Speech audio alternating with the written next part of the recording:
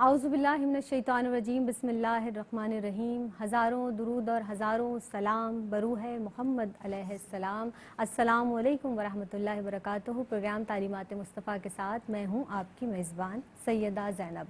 आज एक बार फिर आपकी खिदमत में हाजिर हैं और आप देख रहे हैं माह रबीउल अव्वल के सिलसिले का खुसूसी प्रोग्राम तालीमात मुस्तफ़ा।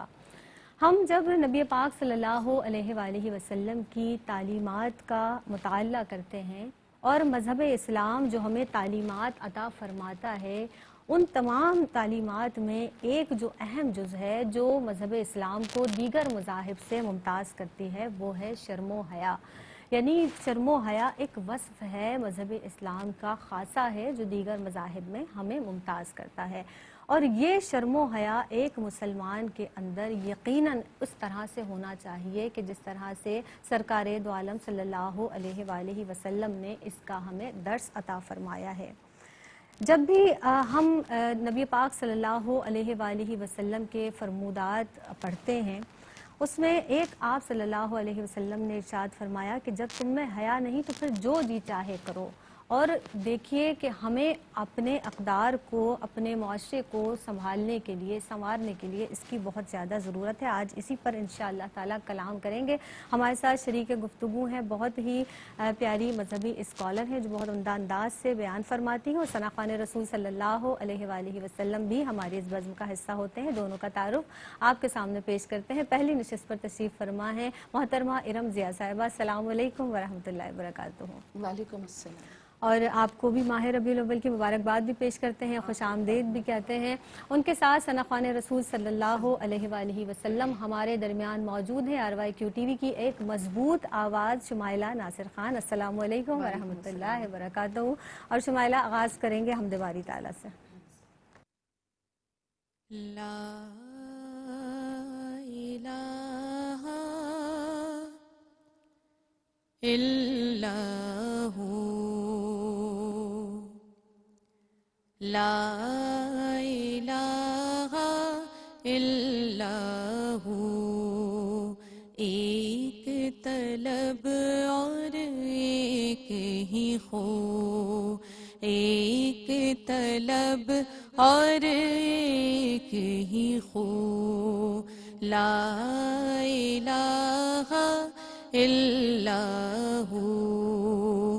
बस तू है अब तू ही तू, तेरी इबादत क्या कहना, तेरी हकीकत क्या कहना, तेरी इबादत क्या कहना, तेरी हकीकत क्या कहना। हो गई दुनिया क़िबला रू, ला इलाहा इल्लल्लाहु, ला इलाहा इल्लल्लाहु। एक तलब और एक ही हो, ला इलाहा इल्लल्लाहु।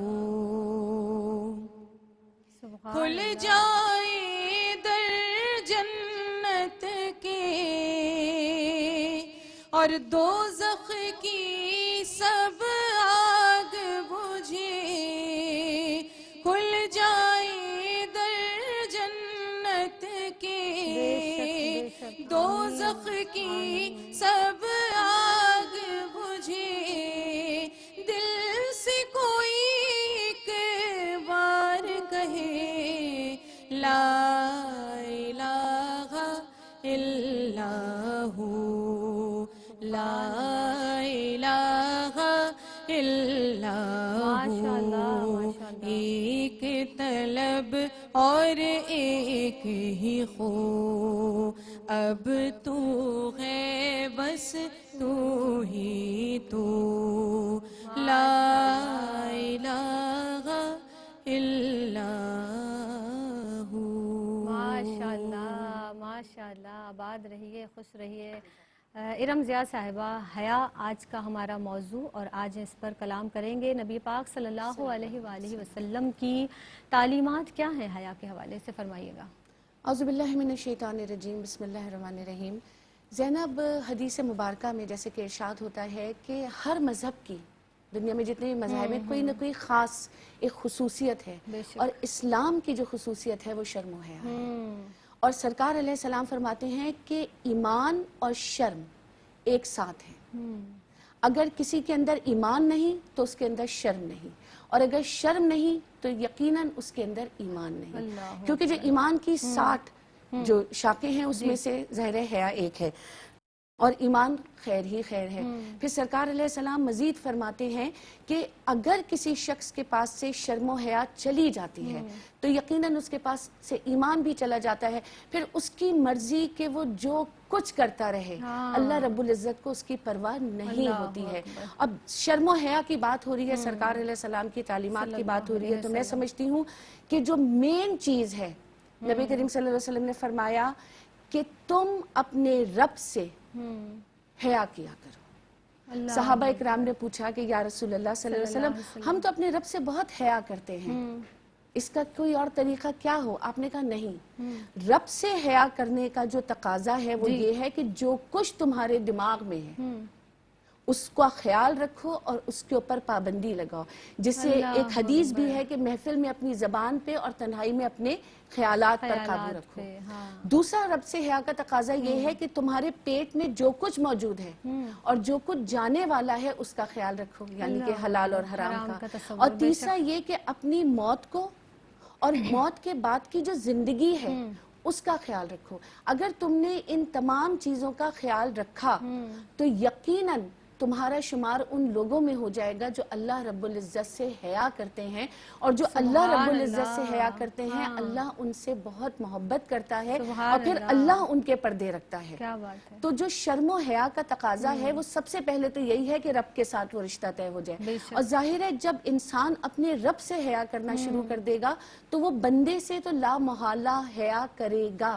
اور یہی سرکار علیہ السلام کی تعلیمات ہمیں ملتی ہیں کہ آپ نے یہی سکھایا، آپ کا ہر انداز ایسا تھا کہ اگر آپ کو کسی کی کوئی بات بری بھی لگتی تھی تو آپ اس کو سب کے سامنے بیان نہیں کرتے تھے، بلکہ اپنے انداز سے، رخ انور سے اس چیز کا جو تھا وہ ایک جھلک نظر آ جاتی تھی کہ یہ بات گراں گزری ہے، لیکن اسے بولتے نہیں تھے۔ بے شک بے شک، نبی کریم صلی اللہ علیہ وآلہ وسلم بے شک شرم و حیا کا پیکر تھے، اور آپ صلی اللہ علیہ وسلم کے اسی وصف کے حوالے سے میں چاہوں گی کہ کچھ اس پر روشنی ڈالیے گا۔ سرکار علیہ السلام کی جو شان ہے، بے شک بلا شبہ آپ سے زندگی کے ہر پہلو کی تعلیمات ہم کو ملی ہیں، تو آپ کی جو شان حیا ہے وہ بھی ایسی ہے کہ کسی اور کو میسر نہیں ہے۔ اللہ کہ آپ کے لیے فرمایا جاتا ہے کہ ایک کہتے ہیں نا کہ شرم و حیا ایک عورت کا زیور ہے، کہ آپ ایک با پردہ پاکیزہ لڑکی سے بھی زیادہ شرم و حیا رکھتے تھے، کہ آپ جب محفل میں اپنے اصحاب کے ساتھ بیٹھتے تھے تو آپ اپنی ٹانگیں پھیلا کے نہیں بیٹھتے تھے، ان کو سکیڑ لیتے تھے۔ آپ چلتے تھے تو لوگوں کے درمیان چلتے تھے، یہ بھی آپ کی حیا کا ایک پہلو ہے کہ آپ ان سے آگے نہیں چلتے تھے، آپ ان کے درمیان چلتے تھے۔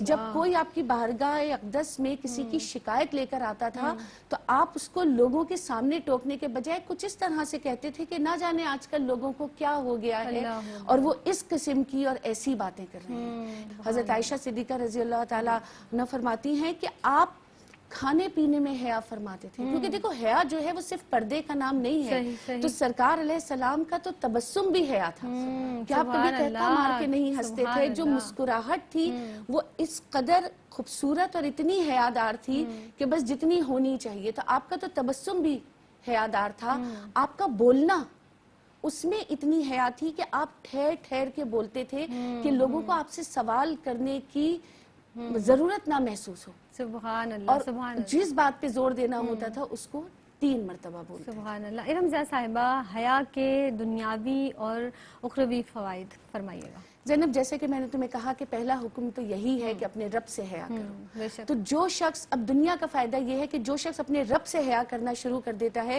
تو وہ زندگی میں حلال اور حرام کی تفریق کرنا شروع کر دیتا ہے، پھر وہ حرام سے بچنے لگتا ہے، حلال کی طرف آنے لگتا ہے۔ دنیاوی معاملات میں کیونکہ اللہ سے حیا کر رہے ہیں تو بندوں سے خود بخود حیا کر رہا ہے۔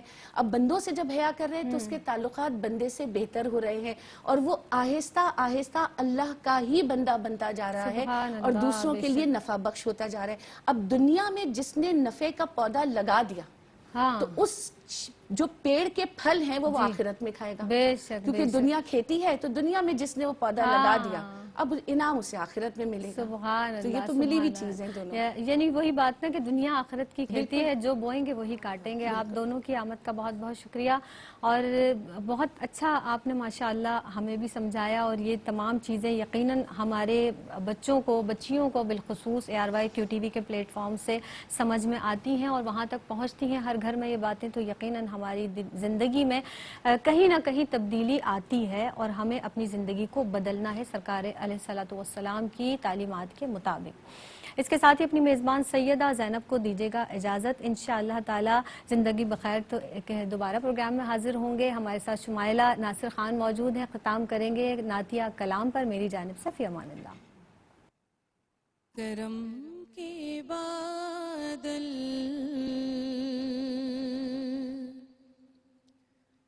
برس رہے ہیں،